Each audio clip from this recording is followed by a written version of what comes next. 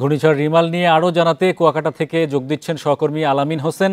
আলামিন, কুয়াকাটায় ঘূর্ণিঝড়ের প্রভাব কি দেখছেন? সেখানকার প্রস্তুতির সবশেষ কি অবস্থা?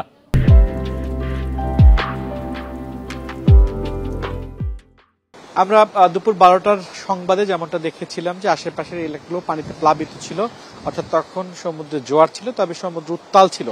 আর সেই পরিস্থিতি আসলে এখন রয়েছে। এখানে পানি না থাকলেও সমুদ্রে এখন ভাটা চলে এবং তীব্র বাতাস, দমকা বাতাসে আসলে আমরা এখানে দাঁড়াতে পারছি না। আমরা খুবই দুঃখিত যে দর্শকদের সেই দমকা বাতাসের যে চিত্র সেটি দেখাতে পারছি না। তবে সাগর যে উত্তাল রয়েছে সেটি আসলে আমরা কিছুটা হলেও আমাদের সহকর্মী আরিফুল ইসলাম জুয়েল তার ক্যামেরার মাধ্যমে আপনাদেরকে দেখানোর চেষ্টা করছেন। সাগর একদমই উত্তাল, অর্থাৎ আকাশ প্রচন্ড রকম মেঘ, প্রচুর মেঘ রয়েছে আকাশে। যে এখানকার সকালের দিকের পরিস্থিতির চেয়ে এখনকার পরিস্থিতি খুবই বেশি নাজুক হচ্ছে। অর্থাৎ ঝড়ের অগ্রভাগ যেমন আবহাওয়া অধিদপ্তর থেকে বলা হয়েছে সেটি আসলে আমরা এখানেও টের পাচ্ছি। অর্থাৎ প্রচন্ড দমকা বাতাস, সকালের দিকে যেরকম বাতাস ছিল সেই বাতাসের গতিবেগ কিন্তু এখন বাড়ছে। থেমে থেমে বৃষ্টি হচ্ছে এবং সেই থেমে থেমে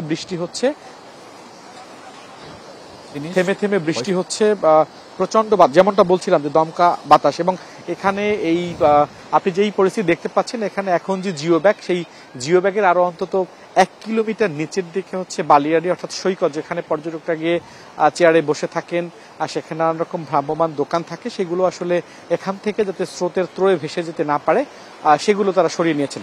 এবং এই যে জিও ব্যাগ, সেটিও আসলে কোথাও কোথাও স্রোতের তীব্রতা এত বেশি ছিল যে সেগুলো উপর থেকে ভেসে এখানে চলে এসেছে। এখন যেই অবস্থা, অর্থাৎ এখানকার মানুষ যেটি বলছে যে স্বাভাবিক সময়ে এই সমুদ্র আসলে এতটা উত্তাল থাকে না এবং এত বেশি পানিও থাকে না। সেক্ষেত্রে এই ঘূর্ণিঝড় রেমলের প্রভাবই হয়তো বা জলোচ্ছ্বাসের কথা বা আশঙ্কার কথা যেটি বলা হচ্ছে সেটি এখনই সমুদ্রেই জলোচ্ছ্বাসের কারণ, অর্থাৎ সেই ঘূর্ণিঝড়ের কারণেই পানির যে বৃদ্ধি সেটি হচ্ছে। বাতাসে প্রচন্ড রকম শোষা আওয়াজ। তবে এখন পর্যন্ত এখানকার স্থানীয়দের জন্য যে আশ্রয় কেন্দ্রগুলো খোলা হয়েছে, 155টি হোটেল মোটেল যেগুলো রয়েছে কুয়াকাটাতে, তার একটিতেও আসলে এখানকার অধিবাসী যারা তারা যাননি। এর বাইরে যে শিক্ষা প্রতিষ্ঠানগুলো রয়েছে কিংবা মুজিব কেল্লাগুলো যে রয়েছে সেগুলোতেও কেউ যায়নি।